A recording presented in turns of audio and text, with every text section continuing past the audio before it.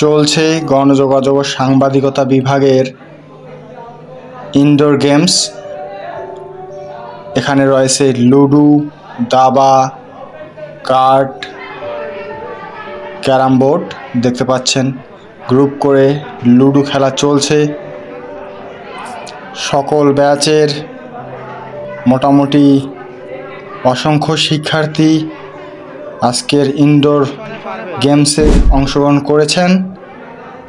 কেউ লুডো, কেউ দাবা, কেউ ক্যারাম বোর্ড খেলার জন্য অধীর আগ্রহে অপেক্ষা করছেন। তো চলছে আমাদের স্পোর্টস উইক।